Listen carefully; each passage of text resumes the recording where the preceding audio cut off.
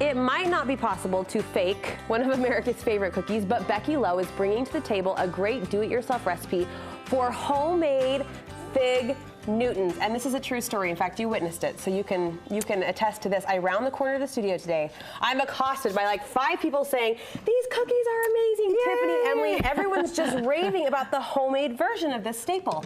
I love this recipe. Well, I love figs and fig Newtons, and you know it's National Fig Newton Day, believe it or not, on Monday. Yes, stop. Yes, there is a national day. So of course I had to create the recipe for it. Well, I had 2 surprises today, as I knew this is what we were going to tackle together in the kitchen. 1, didn't even know they still made fig Newtons on the store shelves. It's been a while. And 2, there's a hidden flavor in here, kind of a sub note. There is. Orange. I didn't know there was orange involved in this. Just a little bit of juice, a little bit of zest, and it just kind of makes that pop. Okay, could we start with the filling? You bet. Okay, so let's start with figs. Figs are kind of ugly, actually. They're very ugly, sorry. And there's 2 different types, and I like to blend them both. Okay. And here's a little tip. You know, if you're getting these, well, either one of them, sometimes they have a stem on it that's kind of hard. And I haven't done that with the blacks, and so I'm going to use these so you lighter take the ones. Stem off? Yeah, and just use a pair of scissors and cut them off. What's the difference between the light fig and the dark fig then? It's like Granny Smith and Yellow Delicious apples. Okay, just different variety. Yeah, different variety, a little different color. Is one sweeter than the other? I cannot see a big difference with it. Now, if you're a fig connoisseur, maybe you can, but for me, do you like that I'm getting technical? Yeah. Is one sweet? Who cares? Okay. We're going to put just a little bit of sugar in here as well, and then here's another spice that I don't think you knew is pumpkin spice. Pumpkin spice? Yeah, pumpkin pie spice with just a little bit of salt. So it's not just fig flavor we're tasting. There's a bunch of different. Yeah, it kind of blends together. All right. Okay, and some water. Okay, now this part, we just want to rehydrate those figs, and then we want to blend them, and so this is going to simmer for about 10 minutes until it looks sticky. Okay. And does that look sticky? It does. The juices look sticky. Definitely looks sticky.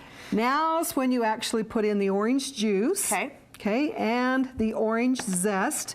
And then I like to blend it, just put it in the blender and puree it while it's still warm. And just a safety tip, you know, we talked about this once before, but which was a big aha to me. I'm glad we did. Take the center out of the lid so that that steam doesn't blow it off. Right. Okay, and these blend up very nice, and here's the paste.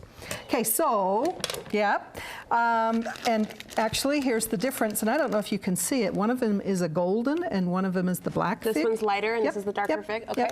So you can actually try those, and I put them both in the cookies. Orange zest, I'm just telling you.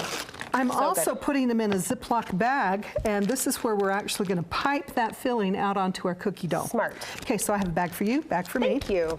Okay, and our cookie dough. We'll just move over here. And the cookie dough, you know, this is just a nice way to practice basic cooking. So it's a cross between a shortbread and a sugar cookie.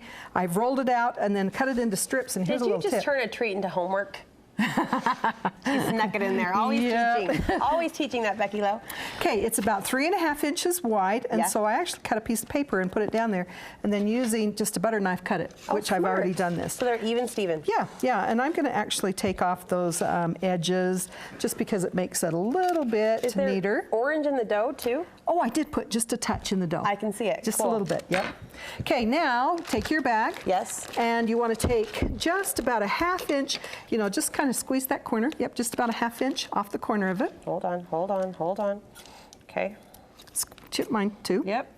Perfect. Okay, now we'll use this like a pastry bag. Okay. You do one side, I'll do the other. Okay. And we just want to pipe that right down the middle. It. And What's you happening? have a full recipe, so oh, Becky, don't make me look bad on a Friday. You're doing well. Oh, gosh, okay. Yep, pipe. There it is. It goes and squeezes out. And not the most appetizing thing that we've presented in the kitchen so far.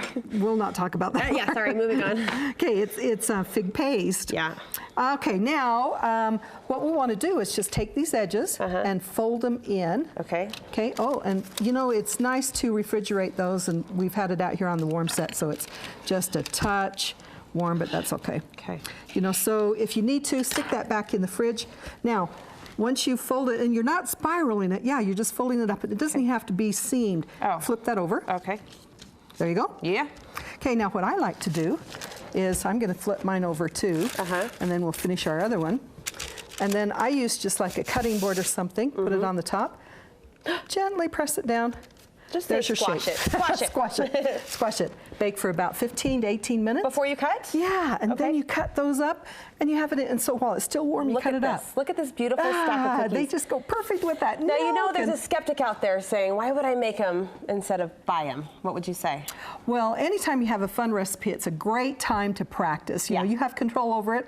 This is a fun recipe, so it's a practice cooking. But more than that, you can do it. This is a fun recipe, so do it. And again, you have control. Everyone's raving. I'm not kidding, raving like you have to try it, you have to make it. So look for Becky's homemade Fig Newton recipe on our website for you, studio5.ksl.com. Just click on the recipe tab. And Monday, Fig Newton Day? Fig Newton Day, Monday. A lot of kids, I think, out of school, too. They are. Yeah. So go buy them, or better yet, make them. So make them. A great time to just have a happy at-home celebration. Thank you, Becky. We appreciate it.